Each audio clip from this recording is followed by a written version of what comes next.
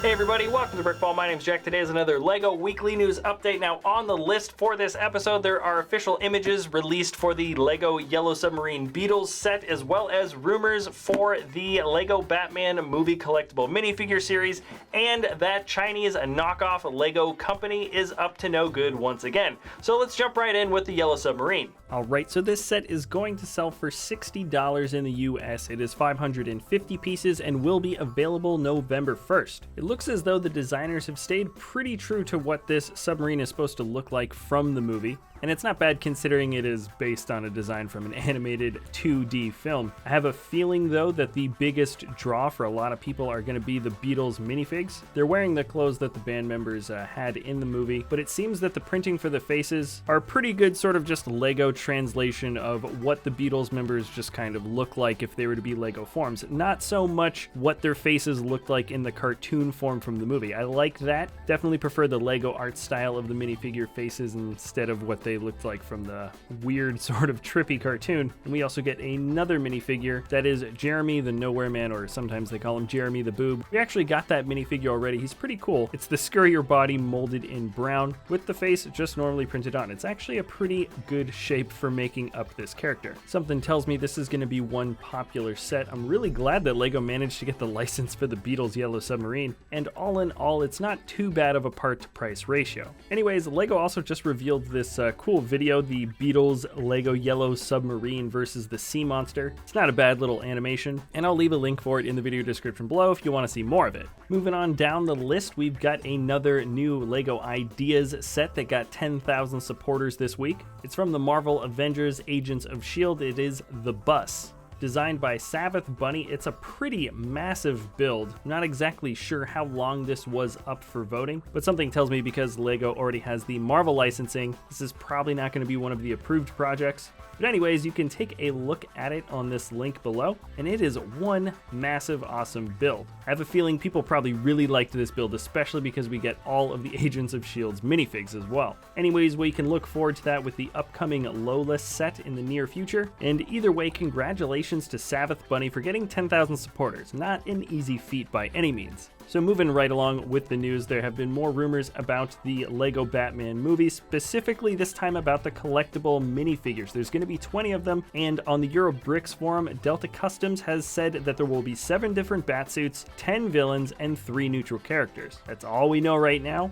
And I'm telling you, I am more excited for this collectible minifigure series than any of the other ones in the past. Alright, so those are the 3 most pertinent pieces of news for the week, but here's something that I kind of want to talk about a little bit more. I first saw this on the brickfan.com, but it looks like Lepin, that company that rips off a bunch of LEGO sets and sells them for super cheap with kind of really bad fake LEGO parts, they are under lawsuit currently with LEGO. We reported on that a couple of weeks ago, but it seems now that Lepin is under copyright lawsuit with LEGO. They are no longer stealing official LEGO set designs, but instead just taking the LEGO Ideas set designs from actual creators and turning those into sets instead. Now, I think that is pretty terrible. First, Lepin was stealing directly from LEGO company, repeating exact designs from official sets, and sometimes also just blatantly copying the box artwork for those sets as well. But now this feels even a bit worse with Lepin taking designs from individuals, because remember, designers for LEGO company get paid to design sets. People who have Ideas sets that are accepted by LEGO get paid for their set as well. And heck, even people that get their designs accepted by outside companies, like Mock Nation for instance, those people that make the original set also get paid for their design. So now this gigantic company is not only taking intellectual property from LEGO company, but they are taking directly from individuals now. As pointed out by Alan Tran from the Brick Fan in his article, The International Hotel by Igor Lando has been taken by Lepin, as well as Apple Square University by Pete Steege, just to name a couple. Now it is worth noting that once you submit your build to LEGO Ideas, that they actually have design rights to your project for up to 3 years after it's no longer considered for production. production, so it's possible that some of these sets that Lepin is still copying may still somewhat fall under a legal jurisdiction by LEGO. Well, not jurisdiction per se, but design ownership. But considering they've now switched over to LEGO Ideas fan designs after the recent lawsuit that they're having with the designs that they're stealing directly from the company, it seems like Lepin feels like taking the risk. It's just unfortunate that the risk that they're now taking is focusing on individuals' designs, wherein if this was a company that treated people fairly and, well, legally, these people would be getting paid for their project designs being put into production. Anyways, it just sort of leaves a bitter taste in my mouth when I think about it, and I thought it was worth talking about in this news segment. But let's move on. There were other things that did happen in the world of LEGO this week, so let me go through the last few things before custom creations. There is a new book about LEGO animation out by David Pagano and David Pickett. It is currently on Amazon right now, I believe, for pre-order, and if making LEGO movies or stop-motion movies is something you're into, this might be worth checking out. Here is something that I saw trending on Reddit yesterday. A couple of guys from the School of Visual Arts in New York designed a LEGO handbag. The concept is simple, but I think it is pretty effective. And I guess that is a good enough segue as any to switch over to our custom creation segment, and this is basically where I get to talk about some of the cool custom creations that I happen to see people making throughout the week.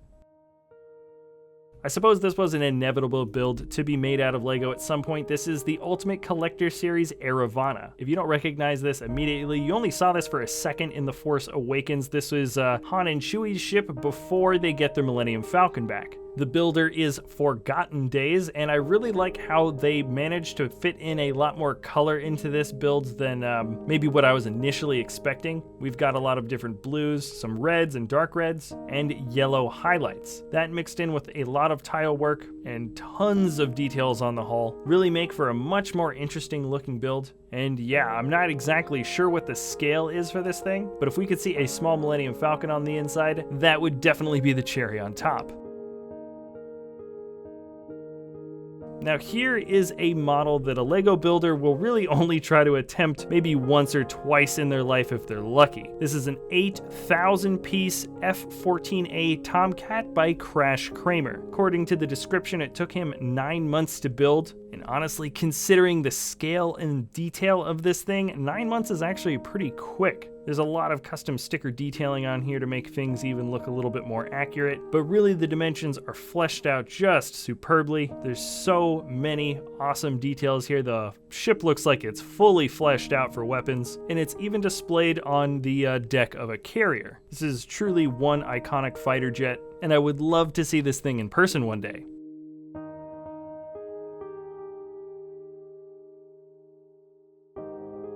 Alright, this next build is a series of 4 of them actually, and they really caught my eye just for being kind of a unique sort of LEGO build. We've got a setup for what looks like Star Wars sketches. The most recent one is a sketch of K2SO. I like the curvature that makes up the head. There definitely is still quite a bit of dimension to these builds. Granted, the rest still are a little bit flatter. This is a bad motivator. The next one is for BB-8. The shape that makes up the spherical head is really accurate. Lots of nice details included. And the last one, the original one that he did, was for Kylo Ren.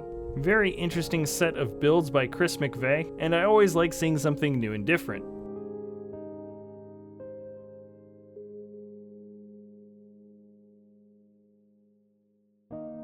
Now this last build is from LEGO Jalex, and it's actually on LEGO Ideas now. It is called the ET project. We've got a really nice sizable build for our lovable character, the extraterrestrial ET, and he's highly posable, well detailed, and he even has a couple of functions. There is a wheel on the side that can extend his neck up and down, seems to work pretty well, and his chest also has a push-in light brick, so his chest does glow up just like it does in the movie. That's not a bad set of functions for a guy that looks so accurate, and ET even comes with his makeshift communicator that he builds in the movie.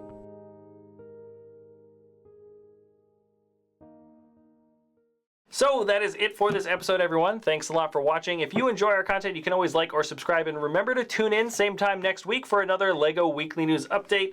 This is a lot of fun to make. I really hope you guys enjoy the content, and we will see you next time at BrickVault.